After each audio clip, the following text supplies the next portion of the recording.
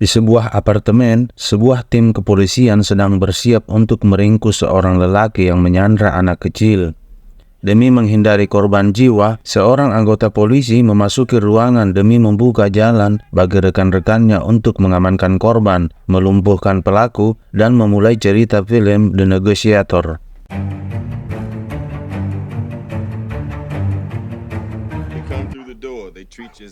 Polisi yang memasuki ruangan itu bernama Danny Roman. Sebelumnya, ia telah mencoba melakukan negosiasi dengan si penyandra. Akan tetapi, penyandra itu terlalu keras kepala, sehingga Danny pun memutuskan untuk masuk dengan dalih memeriksa situasi dan memastikan tidak ada sandera lainnya.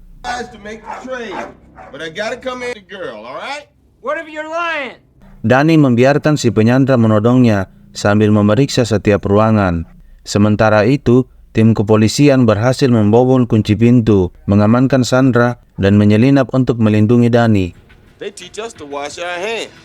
Danny menggiring penyandra ke sebuah kamar dan menempatkannya pada jangkauan dari tim penembak jitu yang berada di gedung seberang.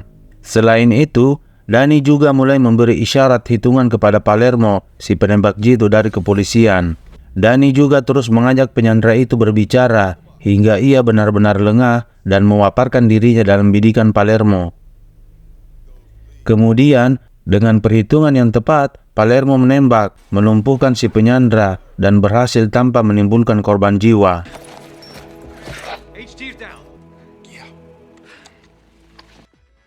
Malamnya, seluruh anggota kesatuan kepolisian merayakan keberhasilan mereka dengan berpesta dalam sebuah bar. Di situ, mereka terlihat seperti keluarga besar yang bahagia. Lalu, muncul siaran berita yang menayangkan liputan peristiwa penyanderaan yang baru saja mereka tangani. Nama Danny Roman mendapatkan apresiasi karena aksi heroiknya yang membuat para polisi berhasil menyelamatkan sandera. Semua orang memberi selamat kepada Danny. Meskipun Beck, kapten tim taktis kepolisian, mengkritik aksinya itu. Menurut Beck, apa yang dilakukan Danny justru menempatkan lebih banyak orang dalam bahaya. Danny tetap menghadap Beck dengan tenang dan lebih santai ketika sahabatnya yang bernama Ned bergabung dalam pesta itu. Danny dan Ned bercengkerama bersama. Para istri keduanya, Karen dan Linda pun terlihat akrab. Lalu, Ned mengajak Danny mengobrol berdua dalam mobil. Di situ, Ned mengutarakan informasi tentang keterlibatan oknum kepolisian dan propos dalam pencurian uang lembaga. Mereka berniat melanjutkan berdiskusi setelah pesta selesai dan mengantarkan istrinya masing-masing sampai di rumah. Namun, ketika Danny menempati Ned di suatu tempat, ia mendapati sahabatnya itu telah tewas tertembak. Kematian Ned membuat Danny sangat sedih. Setelah upacara pemakaman Ned, Inspektur Trance memimpin tim propos untuk menggeledah rumah Danny. Ternyata, mereka mendapatkan beberapa bukti pembayaran dengan nomor rekening di luar negeri, bersama barang bukti lainnya yang berhasil ditemukan di TKP. Danny harus menjalani pemeriksaan karena diduga terlibat dalam pembunuhan Ned. Atasan Danny, Kepala Polisi Al Travis, memberinya scourging selama ia menjalani penyelidikan. Sementara itu, rekan-rekannya yang lain mulai memandang Danny dengan sinis. Bahkan setelah berpapasan dengan Linda, istri Ned, menjelang pengadilan di kantor provos, Linda terlihat kesal dan membenci Danny maupun Karen. Danny merasa sangat terpojok setelah pengacaranya menyatakan tidak mampu memberi pembelaan lebih. Semua itu karena barang bukti yang ditemukan mengarahkan kecurigaan kepada Danny sendiri. Lalu, Danny mengingatkan perkataan Ned akan adanya oknum polisi dan propos yang memiliki keterlibatan dengan kasus pencurian anggaran lembaga itu. Danny menyadari bahwa dirinya sengaja dijebak dan difitnah. Maka, ia pun melakukan aksi yang mengejutkan semua orang. Setelah menyuruh Karen menunggu dalam mobilnya, Danny mendatangi kantor Niebaum dan menanyakan apa yang sebenarnya terjadi. Namun, Niebaum bersikeras tidak mengerti apa maksud Danny dan berbalik menyalahkannya. Maka, Danny mengambil kesempatan untuk menyandra Niebaum dan orang-orang yang berada di kantor propos saat itu. Aksi Danny membuat kepolisian mengepung dan mengevakuasi setiap orang dalam area gedung dan sekitar kantor propos. Mereka juga mulai mempersiapkan tim untuk meringkus Dani dan mengamankan para sandera. Sayangnya, kali ini mereka harus menghadapi Dani Roman, seorang negosiator andalan kepolisian. Maka, tidak sulit bagi Dani untuk mematikan setiap langkah dan gerakan yang dilakukan oleh kepolisian. Bahkan, ketika kepolisian menugaskan Parley sebagai negosiator untuk berkomunikasi dengan Dani, akibatnya sungguh menggelikan. Dani justru terlihat mengajari Parley bagaimana menjadi seorang negosiator dan memberinya tips untuk melakukan negosiasi dalam situasi yang sulit. Dani menyampaikan bahwa ia hanya bermaksud menemukan pembunuh Ned yang sebenarnya, membongkar motif serta semua yang terlibat dalam pembunuhan tersebut. Sebab hanya dengan itu, ia bisa membuktikan dirinya tidak bersalah dan membersihkan nama baiknya. Untuk itu, ia mengatakan hanya mau berbicara dan bernegosiasi dengan seorang yang bernama Chris Sabian. Dani tidak mengenal atau akrab dengan Chris Sabian, tetapi itulah alasan mengapa Dani lebih mempercayainya. Ned pernah mengatakan adanya keterlibatan orang dalam kepolisian, sehingga Dani tidak bisa memiliki kepercayaan bahkan kepada rekan-rekannya sendiri. Hello. Beberapa saat setelah mendapatkan panggilan, Chris pun tiba dan memulai negosiasi dengan Dani. Chris Sabian sendiri juga seorang negosiator. Ia memiliki reputasi yang sama hebatnya dengan Dani Roman. Oleh karena itu, Chris sangat tenang dalam melakukan tugasnya. Meski demikian, Komandan Beck dan rekan-rekan lainnya cenderung tidak sabar dan ingin segera melumpuhkan Dani. Sebenarnya, Komandan Beck dan Kepala Polisi Travis memiliki alasan untuk itu. Sebelum Chris datang, pasukan Beck sempat berusaha menerobos.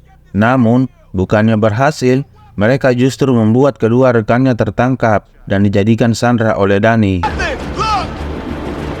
Beberapa saat kemudian, mereka bahkan mendengar Dani menembak salah satu polisi yang disanderanya, yang bernama Scott. Akan tetapi, Chris berhasil meyakinkan mereka untuk menyerahkan hal ini padanya. Ia tidak menginginkan akan ada korban lainnya di antara para sandera atau petugas kepolisian. Maka, bersama persetujuan dari FBI yang hendak mengambil ahli kasus tersebut, Chris pun mendapatkan wewenang untuk memimpin proses penyelamatan para sandera.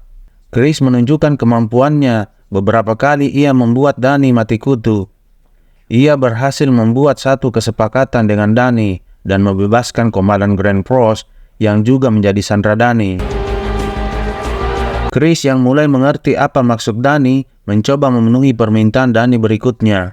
Chris juga mempercayai Dani setelah ia melihat Scott yang ternyata masih hidup. Dani hanya berpura-pura membunuhnya agar setiap orang percaya bahwa ia serius dan rela melakukan apapun untuk membuktikan dirinya tidak bersalah. Sementara itu, berkat bantuan sandera bernama Maggie dan Rudy, Dani berhasil membuka komputer kerja Niebaum dan menemukan data-data beserta rekaman keterlibatan Inspektur Provos itu dengan pencurian anggaran lembaga dan pembunuhan Ned.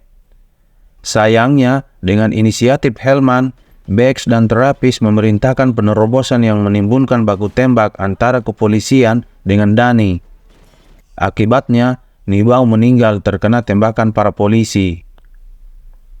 Chris sangat marah ketika mengetahui hal ini. Setelah itu, FBI membebaskan Chris dari tugasnya dan mengambil ahli penanganan kasus Dani Roman. Mereka mulai melakukan penerobosan untuk membekuk Dani.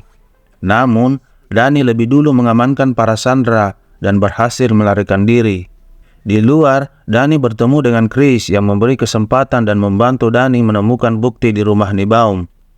FBI dan kepolisian menemukan dan mengevakuasi para sandera. Mereka juga menemukan Scott yang ternyata masih hidup. Lalu, berdasarkan keterangan dari Maggie, kepolisian bergerak menuju rumah Niebaum. Saat itu, Komandan Beck menegaskan bahwa FBI telah kehilangan wewenang mereka sejak Dani meninggalkan gedung Provos. Di rumah Niebaum, Dani sedang mencari bukti-bukti lainnya, sementara Chris mendampinginya dan memantau situasi. Namun, mereka langsung bersembunyi ketika beberapa polisi, di antaranya adalah Hellman, tiba dan memasuki rumah tersebut. Tidak lama kemudian, Ross menyusul dan menggantikan Hellman untuk berbicara dengan Danny. Tiba-tiba, Chris muncul mengejutkan Prost dan membawa Danny. Chris melakukan negosiasi dengan Prost dan meminta bagian atas uang pencurian. Bahkan, Chris menembak Danny hingga terkapar. Setelah itu, Chris berhasil membuat kesepakatan dengan Prost. Prost keluar dari rumah setelah menghancurkan disket yang diberikan oleh Chris dan komputer di rumah Niebaum. Saat Prost mengabarkan bahwa Danny telah tewas tertembak, ia heran mengapa para polisi hanya diam dan melihatnya. Lalu, dari sebuah pengeras suara, terdengar Chris tengah membantu Danny untuk berdiri. Ternyata, Chris melakukan negosiasi dengan Prost hanya untuk mengelabuinya. Entah bagaimana, Chris membuat semua polisi di luar mendengar semua pembicaraannya dengan Prost. Maka, ketika bersepakat dengan Chris, lalu merusak dan menghancurkan barang bukti, Prost sebenarnya mengakui kejahatannya sendiri. Dan para polisi di luar rumah Niebaum mendengar semua itu dengan jelas. Prost yang hendak melakukan tindakan bunuh diri, tetapi Komandan Beck lebih dulu menembak dan melumpuhkannya. Para polisi menangkap Prost, Hellman, dan oknum lain yang terlibat. Danny Roman masih hidup. Ia mendapat luka gores akibat tembakan dari Chris Sabian. Akan tetapi, berkat bantuan dan kecerdikan Chris itu, ia berhasil mengungkap dalang dibalik pembunuhan sahabatnya, membongkar pelaku pencurian anggaran lembaga, dan membuktikan dirinya tidak bersalah, dan film pun selesai.